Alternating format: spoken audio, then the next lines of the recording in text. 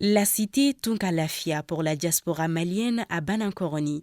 Vous résidez à l'étranger, vous souhaitez faire partir du projet de la nouvelle cité moderne de Tunkalafia à Banankoroni, envoyez rapidement votre demande de réservation par WhatsApp au 00336 41 94 03 80 ou au 00336 77 83 04 14. La cité moderne Tunkalafia sera composée d'une vingtaine de maisons individuelles sur des parcelles de 300 mètres carrés, des appartements, des espaces verts, des aires de jeu pour enfants, salles de sport, etc. Le tout sur 1 hectare de terrain clôturé.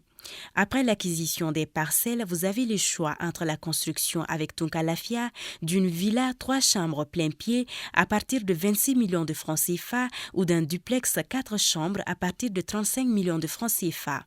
Vous pourrez aussi faire le choix d'acquérir un appartement en copropriété dans un des immeubles de la cité à partir de 17 millions de francs CFA.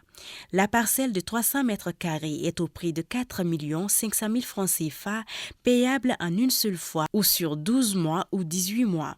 Le plan de financement de la construction se fera par la suite, soit en individuel, soit dans un groupe de tontines de construction Tunkalafia. Le projet de cité Tunkalafia à Banankoroni, un havre de paix et de tranquillité pour un séjour ou un retour au pays serein et en toute confiance. Avec Tunkalafia, pour chaque Malien de l'extérieur, une maison à l'intérieur.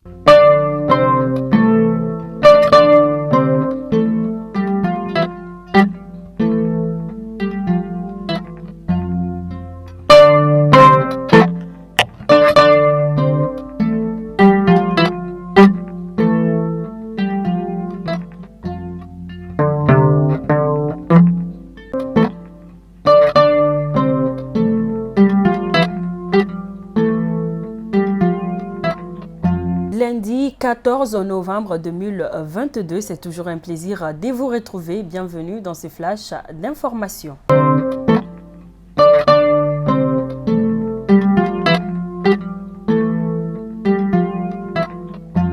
Nous commençons ces flashs d'informations avec la visite du ministre malien de la Défense et des anciens combattants, le colonel Sadio Camara, accompagné du chef d'état-major général des armées et de plusieurs officiers maliens, ont effectué vendredi dernier une visite d'amitié et de travail à Ouagadougou.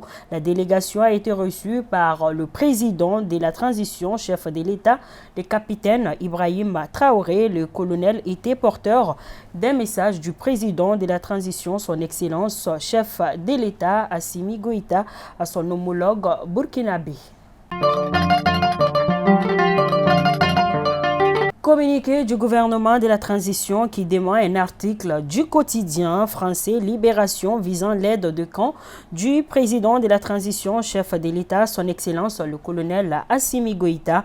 En effet, le gouvernement de la transition déduit que cet article est commandité et prémédité par des forces obscurantistes et rétrogrades ne visant qu'à créer la psychose et tenter désespérément de déstabiliser la transition en décrivant un scénario macabre monté de toutes pièces. Ainsi, le gouvernement de la transition, tout en se réservant le droit d'engager des poursuites judiciaires contre les auteurs de ces mensonges, invite la population à rester sereine et la rassure de la volonté inébranlable des autorités de la transition à atteindre les objectifs de la refondation et de la restauration de la souveraineté du Mali pour le bonheur des Maliennes et des Maliens. Éducation, ils sont au nombre de 21 576 candidats pour 500 postes à pourvoir. Le Premier ministre par intérim, le colonel Abdoulaye Meiga, était dimanche dernier au lycée technique de Bamako pour l'ouverture officielle des épreuves du concours d'enseignement, du concours des recrutements des enseignants dans la fonction publique des collectivités territoriales qui a démarré hier dimanche 13 novembre 2022. Ainsi, nous disons très bonne chance à tous les candidats. Nous restons toujours dans le cadre de l'éducation, enseignement supérieur. En effet, le bureau de coordination nationale de l'Association des élèves et étudiants du Mali, AEM, ont décrété jeudi 10 novembre 2022 une grève de 72 heures sur l'ensemble des ordres de l'enseignement supérieur du Mali renouvelable.